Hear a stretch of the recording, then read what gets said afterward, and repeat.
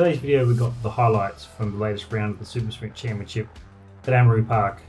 It dawned pretty wet and slippery, so if you're not keen on 10 minutes of me sliding around, then this might not be the right video.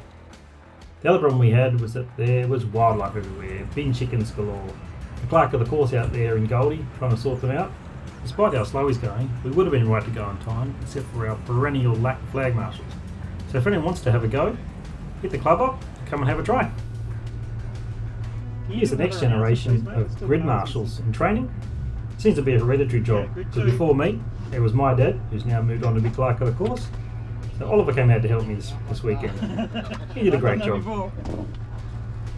Need a little bit of coaching, probably as I did, for my helmet. Just say Group 2, the dummy grid, Group 2. But with a little bit of help and a little bit of coaching, did a great job. Got everyone out there and ready to go for the first session. Once I got myself organised, as well as helping Oliver, gloves and everything, ready to go, big thumbs up for my young fella. I was pretty nervous, it was very slippery. I was still running the same Aspect tyres I've had for ages. The ones on the back have done 8 events, and they're 9, and the ones on the front are 5. So I wasn't holding out great hopes for traction today, and I wasn't.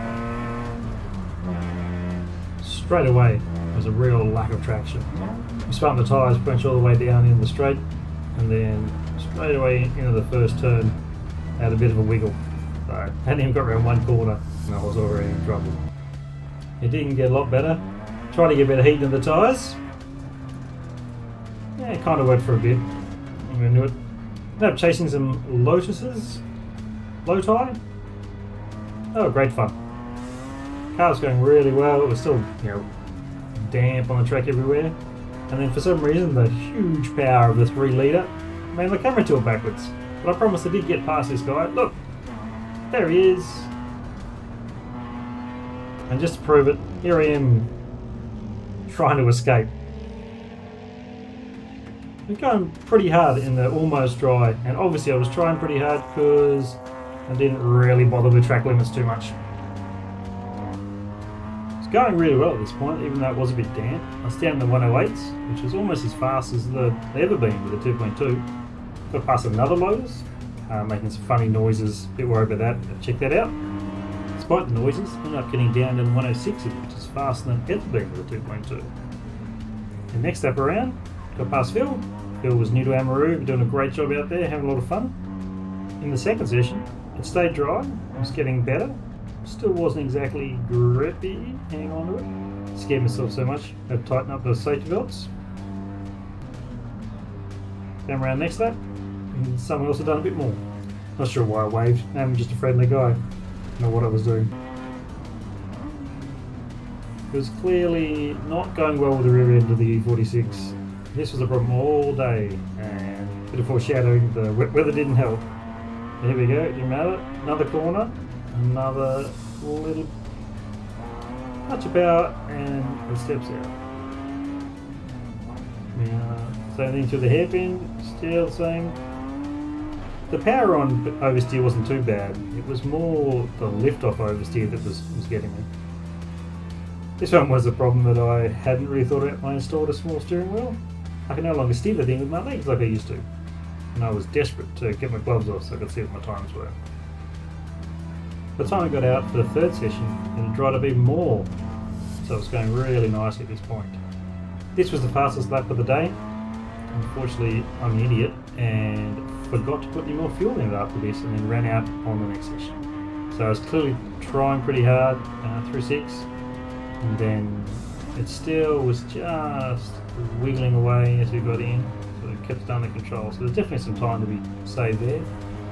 Went through here about the same as I did before with a smaller motor, and then a little bit faster through here, a little bit more poke in the left-hander, and a lot of that understeer has been solved with the front end and the new suspension setup.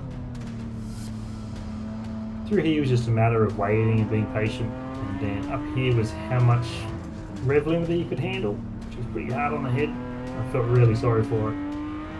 Down here was easy flat in the dry anyway. Not sure that'll last much longer. And then probably could have braked a bit deeper down there. Wasn't the best. Through here, very nice. kept it all tidy-ish. Straight across the curve as much as you can, and there we go. 105.925 into the fires. Really happy about that. As I roll back into the pits, just want to point out, check out Dennis's 635 Tribute. It's a beautiful thing. I love those cars. Remember watching Jim Richards drive. Lunchtime came around, it was time to take the flaggers out for the appreciation laps. I took Jess out with me. She and her cousin Nathan came along, and they were really helpful. So lucky to have them. I think she had a good time. I know I had a good time. Probably get a little bit of a showboat. But yeah, good to have fun. Thank you.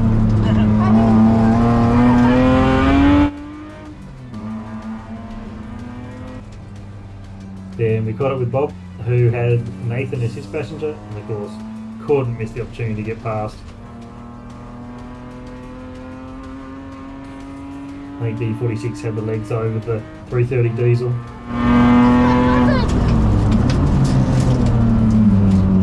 My cousin will be spewing into it. Stop over me. Pretty sure Jess was pretty happy about that.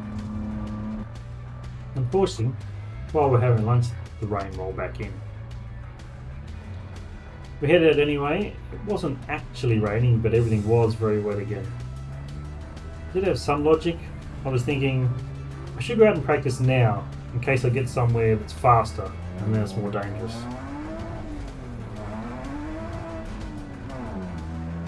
May not have been the smartest decision I've ever made. Clearly, it was very slippery, and some of us didn't even get past the first corner. Hello, what are you doing there?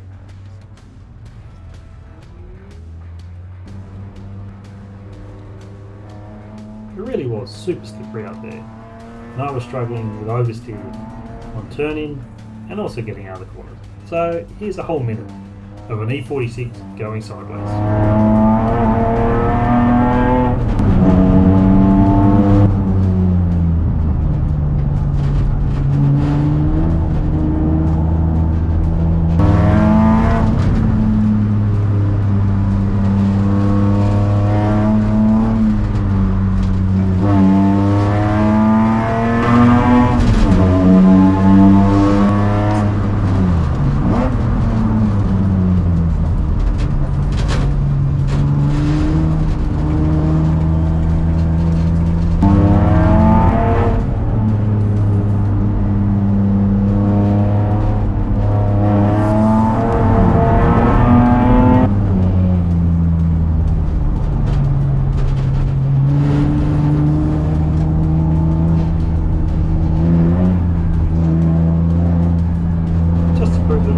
Only me.